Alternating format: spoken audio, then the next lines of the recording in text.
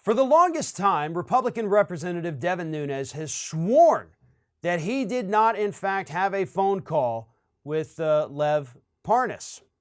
Even though the House of Representatives, as part of their impeachment packet, had call logs from Mr. Lev Parnas showing that he did, in fact, have a roughly 8-minute phone conversation with Devin Nunes on Devin Nunes' cell phone, Nunes still looked at that evidence and told the public, nope, didn't ever happen. And then finally, last night on Fox News, suddenly Devin Nunes, as Lev Parnas is on the other network spilling the beans on everything, suddenly Devin Nunes had a moment of clarity and, oh yeah, Lev, I totally remember that guy, yeah. Here's the clip.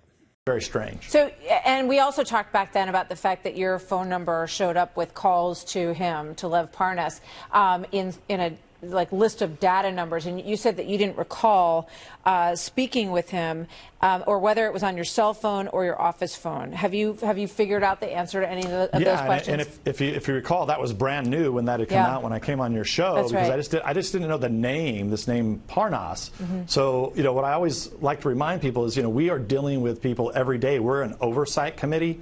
So we have incoming calls that come to my office, to my cell phone, et cetera, et cetera. And then Sure. you know now that he had called my cell phone, and I didn't know his name. I didn't remember the name, but I did remember going back, looking at where I was at the time, because you can do that now. You actually know where you physically are. Checked it with my records, right. And it was very clear. I remember that call, which was very odd, random, talking about random things, and I said, great, just talk to my staff, and boom, boom, boom. So, right, it's awkward enough for him to be like, listen, I'm in the House of Representatives. People are calling me all the time. They're calling me on my cell phone. First and foremost, Devin, you're a member of Congress. I seriously doubt you're just handing your cell phone number out to randos out there. I'm pretty sure your staff knows not to give your personal cell phone number to random people who call into your office. You would be inundated all day, every day. That's not how it works. We've done interviews with members of Congress, and when they have to give us a cell phone number, you know what we get? We get an aide's cell phone number because they will not give us the member of Congress's cell phone number. So I know for a fact it's not given out to random people, including people in the media. So that's a lie. You're absolutely being dishonest there, but I can understand. You're caught between a rock and a hard place.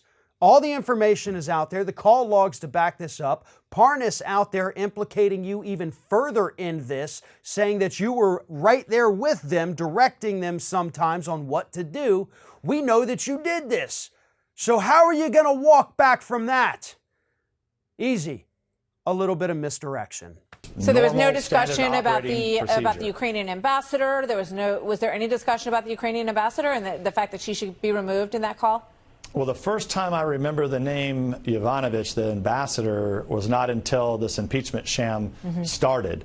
You have to remember what I would guess I would be interested at that time, and we still have an ongoing investigation into what the Clinton campaign, specifically Fusion GPS and others, who in Ukraine they were working with and why they were involved in the Russia hoax. And now the Democrats have denied that, but it is very clear that the Democrats were heavily involved in getting Ukrainians to talk about dirt and dig up dirt on Trump campaign officials. And that is what Rudy Giuliani says. He was reaching out to President Zelensky to discuss, and a lot of that has brought us to where we are today as we watch these impeachment articles be. Oh, that's right. It always comes back to the Democrats. The Democrats are really the bad guys here, not Devin Nunes, not the guy who made the call with Lev Parnas, not the guy who was orchestrating things with Lev Parnas and the administration. No, totally the Democrats and Burisma and Joe and Hunter Biden and Ukraine and, Fusion GPS. He threw that in there too. My God, he wrapped up every single conspiracy theory about the Democrats and used that to excuse his own potentially career-ending behavior. Why not throw the word Benghazi in there somewhere too? Throw in Whitewater and Monica Lewinsky while you're at it, because you're just throwing everything at the wall hoping something is going to stick. But here's the thing, Devin. We have all of the evidence now. You threatened to sue Congressman Ted Lieu because he had said that you made this call when the evidence showed you made this call. You threatened to sue him. I think at this point, He may need to sue you because you're a liar. And you've been lying to us from day one about this entire scandal, Devin. You were involved. The testimony proves it. The documents prove it. The call logs prove it. You can't walk your way out of this one. You can't back out of it, no matter how much you try to somehow blame the Democrats for your disgusting behavior.